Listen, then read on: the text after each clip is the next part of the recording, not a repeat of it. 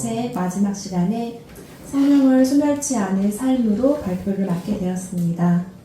먼저 함께 산책을 통해서 성령님에 대해서 배우게 해주시고 그 은혜를 성도들과 나누게 해주신 목사님께 감사드립니다. 이 책에서는 성령님께서 어떤 분이신지 그리고 성령님께 어떻게 나아가야 하는지를 알려주고 있습니다. 첫 번째로 성령님의 성품에 대해서 말씀을 드리면 성령님은 매우 민감하십니다. 보고 계신 교재 1번과 관련된 부분입니다. 성령님께서는 우리가 사소하게 이야기하는 말 하나, 행동 하나에도 근심하십니다. 우리가 화내고 불평하고 원망할 때 때로 그게 정당하게 생각되는 감정이라고 할지라도 성령님은 우리 마음에 머무르시지 못합니다. 또 우리가 성령님 없이 우리 마음대로 계획하고 살아갈 때 내 맘대로 하겠다 할 때 성령님께서도 우리와 동행하시지 않습니다. 그래서 우리는 민감함을 가지고 살아야 합니다. 성령님께서 우리 마음속에 떠나시는 것을 방지하는 것에는 4가지 방법이 있습니다. 첫째, 있는 그대로 두어야 합니다. 무언가를 스스로 해결하려고 하시지 마십시오. 하나님께서 일하도록 두십시오. 둘째, 가족들이나 주변인으로부터 비방을 당했을 때 그 허물을 못 본 채 하십시오. 그 말인즉슨 해야 할 말과 드러내야 할 말들을 우리가 숨겨줄 때 성령님께서 머무신다는 뜻입니다. 셋째, 부드러운 마음을 가지십시오. 철저하게 자기 자신을 내려놓고 사람들의 칭찬을 포기할 때 내면에 자유함이 넘치고 하나님께 영광이 됩니다. 네 번째, 사람들을 전적으로 용서해 주십시오. 이와 같이 우리가 성령님을 대신해서 무언가를 스스로 하려고 하지 않고 성령님의 인도하심에 우리를 맡겨둘 때 성령님께서는 우리 가운데 내주하십니다. 두 번째로 이 책에서 성령님에 관하여 말씀하고 계신 것은 하나님께서 우리가 성령님께 맞추기를 원하시며 우리에 의해서 그분의 원칙을 변경하지 않으신다는 것입니다. 보고 계신 자료의 2번과 관련된 내용입니다. 근데 우리가 성령님께서는 우리 그 원칙을 변경하지 않고 우리가 그분께 순종하는 걸 원한다고 하셨는데요. 우리가 그분의 이렇게 순종을 하려면 그 뜻을 알아야 됩니다. 그리고 그 뜻을 알기 위해서는 그분이 기뻐하시는 것을 알아야 하고 이를 위해서 주님과 많은 시간을 보내야 합니다. 이 책에서는 매일 아침 성령님 환영합니다 라고 이야기하는 것이 얼마나 강력한 힘을 발휘하는지를 이야기하고 있습니다. 우리는 의식적으로 성령님을 마음속에 모시도록 마음을 열어둬야 합니다. 그런데 성령님께서는 왜 우리에게 맞춰주시지 않는 것일까요? 이는 우리가 성령님께 맞춤으로써 연단의 과정을 거칠 수 있기 때문입니다. 그리고 성령님께서 뒤에 남으실 때, 우리가 앞서 있을 때 우리 마음에 무엇이 있는지를 볼 수 있기 때문입니다. 그 다음으로 우리는 또한 성령의 부재에도 민감해져야 됩니다. 보고 계신 자료의 3번과 관련된 내용입니다. 민감하지 않는다면 성령님이 사라져도 전혀 인지하지 못하고 하나님의 일을 한다고 착각하며 살 수 있습니다.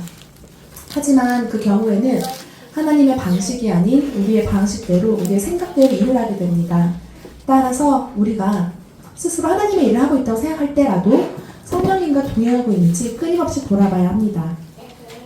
만약에 우리에게 근심하는 마음, 분노하는 마음, 혼동하는 마음이 있다면 이것은 성령님께서 우리 안에 계시지 않는다는 강력한 증거가 됩니다. 또한 성령님께서 우리에게 동행하시길 원한다면 우리의 마음을 열어두어야 합니다. 보고 계신 자료의 4번 관련된 부분입니다. 우리가 원하는 바, 옳은 바에 대한 생각을 우리 스스로 기준으로 정해두고 있다면 하나님의 음성을 듣는 것이 매우 어려워집니다. 어떤 길은 사람이 보기에는 바르지만 사망의 길입니다. 또한 우리가 익숙한 방법, 과거의 특별한 인재를 누렸다고 해서 그것과 똑같은 방법만이 길이라고 생각해서는 안 됩니다. 하나님은 늘 새로운 일을 하시기 때문에 끊임없이 새로운 은혜를 구해야 합니다. 우리의 일생은 단 한 번의 은혜, 단 한 번의 임재로 완성되는 것이 아니라 성령님께서 새롭게 일하시는 것에 대해서 끊임없이 재조정하고 맞춰가야 합니다. 그리고 마지막으로 5번째, 혼동해서는 안 됩니다. 때로는 성격이 친절하다거나 지적으로 성숙하다거나 심지어는 은사가 나타나고 있다라고 할 때 그것이 성령님의 임재인 것으로 혼동할 수 있습니다. 그러나 그렇다고 하여서 그러한 겉으로 보이는 모습들이 성령님의 임재를 의미하는 것은 아닙니다. 그보다는 만약에 내가 성령님의 뜻을 움직일 수 있다라고 생각이 든다면 그것이 착각이라는 것을 알아차리셔야 합니다. 특히 특별한 재능, 특별한 은혜를 가지고 태어나신 분들은 자기 기만이라는 위협에 빠질 수 있습니다. 예수님을 뒤에 두고 타고난 재능만으로 가면서도 자신이 무엇이 부족한지 느끼지 못할 수 있습니다. 때로는 흥분된 감정에 속아 기도할 수도 있습니다. 기도하면서 하나님께서도 이 일에 분노하고 계신 것처럼 느끼실 수 있습니다. 그러나 그것마저도 육체에 의한 기도를 하고 있는 것일 수도 있습니다. 따라서 이렇게 나타나는 겉모습들에 의해서 성령님의 임재와 혼동하면 안 됩니다. 그래서 철저하게 나의 뜻이 아닌 성령님의 뜻이 나타날 수 있도록 끊임없이 돌아보고 훈련해야 합니다. 자료 6번째 관련된 내용입니다. 그렇다면 성령님의 임재를 어떻게 우리가 구할 수 있을까요? 먼저 사소한 습관적인 죄를 찾아서 끊어내야 합니다. 잘못을 인정하고 변명하지 않아야 합니다. 전심으로 하나님의 얼굴을 구해야 합니다. 함께 산책을 준비하면서 저는 개인적으로 성령님을 근심하시게 하는 저의 습관적인 죄를 발견할 수 있어서 감사했습니다. 제가 언어적인 습관을 통해 성령님을 근심하게 하신다는 것을 깨닫게 하셨고, 이러한 깨달음 가운데 제가 여러 생각하는 특정 사건에 대해서 하고 싶은 말이 있었는데 그 말을 하지 않는 훈련을 하도록 하셨습니다. 그런데 그 순종하는 과정이 쉽지가 않았습니다. 왜냐하면 저에게 언어적인 죄가 오래되고 습관적인 죄이기 때문입니다. 그래서 성령님께서 특정 사건에 대해서 저의 이제 말을 하지 않는 것을 막아주셔서 감사하게 집에 돌아왔지만 자기 전이 되면 마음이 답답하고 그냥 말할 걸 잠을 이루지 못하고 너무 그것 때문에 스트레스가 돼서 몸이 아픈 것 같고 또 제 마음속에 들리는 주장으로 소리로는 근데 이건 타당한 주장이니까 말해도 되지 않을까? 네 권리를 주장해 라는 생각이 들어서 번뇌하기도 했습니다. 그렇지만 제가 제 권리를 주장하지 않는 것, 그냥 하나님께 내려놓는 것, 그것이 하나님께서 기뻐하시는 마음이라는 생각을 계속 주셨고 그렇게 변화를 갈망하며 계속 그러한 마음에 귀를 기울이지 않고 제 입을 닫았습니다.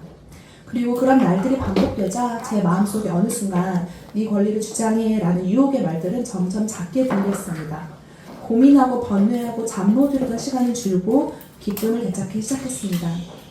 저는 제가 순종하라는 마음 가운데 성령님께서 저를 도우시고 계셨다고 생각합니다.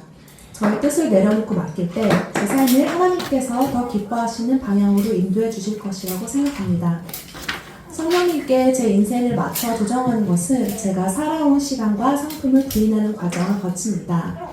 뿌리 깊게 자리 박힌 시간만큼 그 커다란 죄와 싸우는 시간은 고난이 따를 수밖에 없는 것 같습니다.